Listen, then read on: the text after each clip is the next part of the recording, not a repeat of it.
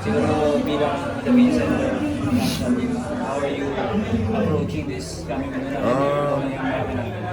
Siyempre paghahanda natin ng gusto yung nung magiging game natin sa darating na window.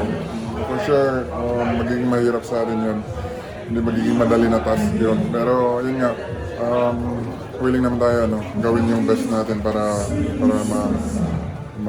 makuha natin yung panalo. So, ayan.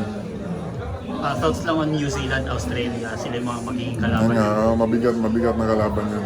Alam naman natin lahat yun na hindi madaling kalaban mga yun kasi nga malakas na team yun. Pero andun naman tayo eh.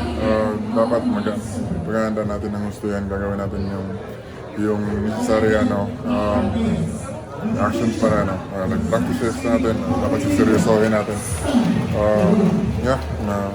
Yun yun.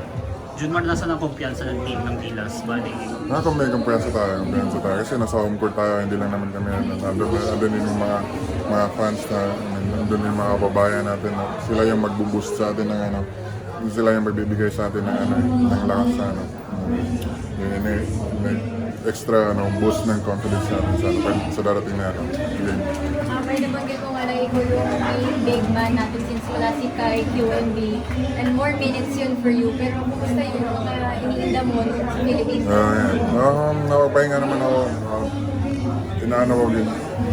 Tinatry ko yung best ko na magpahinga, tulong ng marami. So, ayun. Tapos, yun nga, balik na sa practice. Then, gagawin ko yung best ko na magiging sharp pagdating na. Pero yung balikan mo, okay na? Okay na. And then, may therapy na lang ako. Therapy na lang ako. Maintenance. Yung tuhod. Okay lang.